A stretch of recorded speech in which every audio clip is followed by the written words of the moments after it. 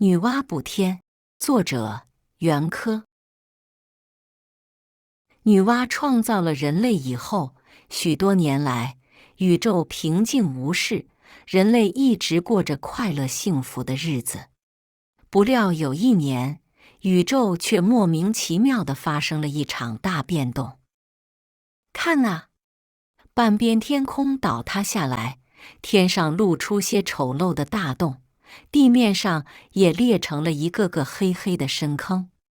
在这场大变动中，山林烧起了熊熊的大火，洪水泛滥，波浪滔天，大地也成了海洋。人类已经无法生存下去，同时又遭受到那些从山林里奔逃出来的各种恶禽猛兽的残害。人类所过的日子真是难上加难。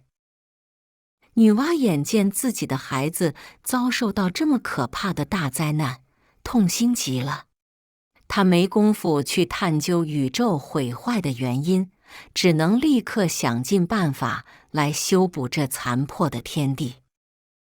这项工程真是巨大而又艰难啊！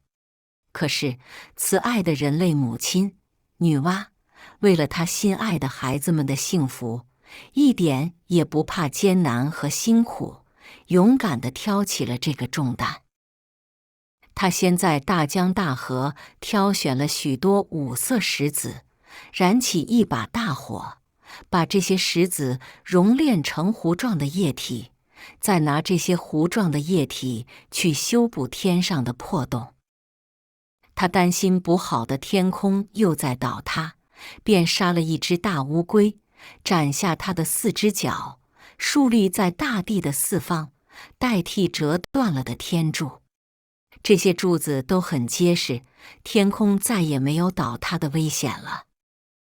那时，有一条凶恶的黑龙残害人类，女娲便去杀了这条黑龙，同时也赶走了各种恶禽猛兽，使人类不再受它们的残害。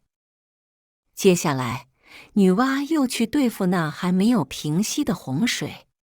她把河边的芦苇烧成灰，堆积起来，阻挡了滔天洪水的泛滥。女娲总算平息了这场大灾祸，她的孩子们终于死里逃生，得到了拯救。这时候，大地上又恢复了欣欣向荣的气象。春、夏、秋、冬4个季节顺序循环，该热的时候热，该冷的时候冷，一点儿也不会出乱子。